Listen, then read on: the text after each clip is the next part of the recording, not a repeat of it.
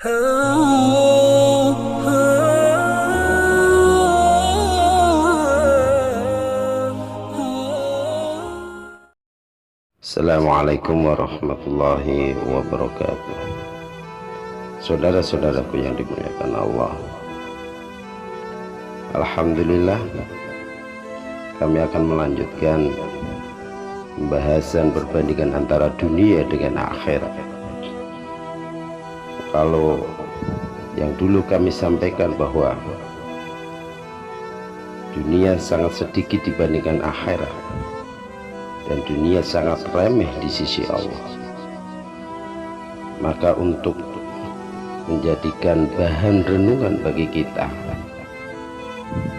salah satu hadis di dalam kitab Muslim nomor 2957, An Syahli bin Sya'bin qala Rasulullah sallallahu alaihi wasallam, "Lau kanat dunya ta'dilu indallahi janaha ba'udatin ma saqa kafiran minha sarbata'a." Dari Syahl bin Sya'ad, dia berkata, Rasulullah sallallahu alaihi wasallam bersabda, seandainya dunia ini di sisi Allah sebanding dengan sayap nyamuk, niscaya Allah tidak akan memberikan minum seteguk air kepada orang-orang yang kufar. Saudara, nilai dunia ini adalah rendah di sisi Allah. Dunia ini sebagai cocok tanam untuk menuju kemuliaan di akhirat nanti. Oleh karenanya tidak pantas jikalau kita meninggalkan akhirat, meninggalkan amalan-amalan akhirat, dan kita merasa nyaman di dunia ini, karena dunia akan kita tinggalkan dan dunia akan meninggalkan kita. Akhir perjalanan dunia yang begitu rendah di sisi Allah juga segera sirna, dan yang ada setelahnya adalah akhirat. Di akhirat ada dua pilihan, tidak ada yang ketiga. Dua pilihan itu adalah siksaan atau ampunan dari Allah Subhanahu wa ta'ala. Dalam surat Al-Hadid ayat 20, di sana Allah berfirman, "A'lamu annama hayatud dunya la'ibun wa lahu wa zinatun wa tafakhurun bainakum wa takathurun fil amwali wal aulad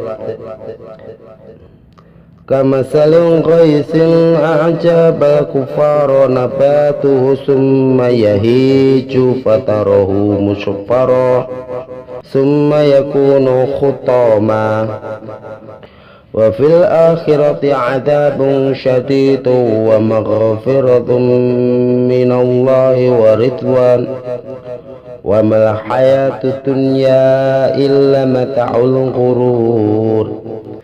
Ketahuilah, sesungguhnya kehidupan dunia itu hanyalah permainan dan suatu yang melalaikan, perhiasan dan bermegah-megahan antara kamu serta berbangga-bangga tentang banyak anak, harta, seperti hujan yang tanaman-tanamannya mengagumkan para petani. Kemudian tanaman itu menjadi kering dan kamu lihat warnanya kuning, kemudian menjadi hancur, dan di akhirat nanti ada azab yang keras dan ampunan dari Allah serta keridhoannya. Dan kehidupan dunia ini tidak lain hanyalah kesenangan yang palsu. Saudaraku, jadikan akhirat sebagai pusat perhatian. Di akhir-akhir zaman ini kita lihat satu fenomena di mana bermegah-megahan, berbangga-banggaan, bahkan kita melupakan amalan akhirat. Kalau kita sudah mengetahui hakikat perbandingan dunia dengan akhirat, maka seharusnya kita lebih mementingkan akhirat daripada dunia. Jangan sampai hanya mengejar kesenangan dunia sehingga mengabaikan bekal untuk akhirat. Jangan sampai dengan alasan sibuk kerja, sibuk urusan keluarga, dan anak-anak kemudian melalaikan salat serta membaca Al-Quran, mempelajari ilmu agama dan ibadah yang lainnya. Saudaraku, Nabi SAW telah menjelaskan bahwa menjadikan akhirat sebagai tujuan adalah cara yang terbaik dalam meniti jalan hidup ini, karena Allah akan memberikan berbagai kemudahan bagi orang yang berbuat demikian, sebagaimana disebutkan di dalam hadis dari Anas bin Malik. Ia berkata bahwa Rasulullah SAW bersabda, barang siapa akhirat menjadi tujuan atau menjadi niatnya, niscaya Allah akan menjadikan kekayaan di dalam hatinya. Dia akan mengumpulkan segala urusan yang tercerai-berai, dan dunia datang kepadanya dalam keadaan hina. Dan barang siapa dunia menjadi tujuannya, niscaya Allah akan menjadikan kefakhiran berada di depan matanya. Dia akan mencerai berikan segala urusan yang menyatu, dan tidak datang kepadanya dari dunia kecuali sekedar yang telah ia takdirkan baginya. Saudara-saudaraku yang Allah muliakan, jadi mari kita jadikan dunia ini sebagai ladang untuk beramal sekemampuan kita untuk menuju akhirat yang abadi dan kekal untuk selama-lamanya. Jangan sampai dunia dijadikan sebagai tujuan akhir. Jadikanlah dunia sebagai cocok tanam untuk menuju akhirat.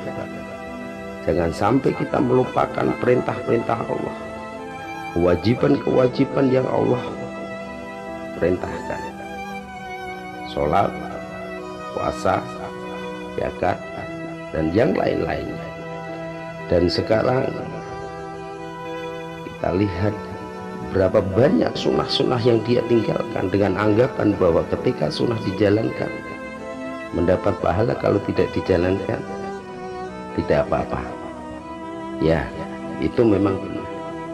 Tapi ketika seseorang beribadah kepada Rasulullah sebagai uswatun hasanah, maka paling tidak kita mengikuti sedikit demi sedikit apa yang dijalankan oleh Rasulullah SAW, karena beliau adalah sebaik-baik petunjuk.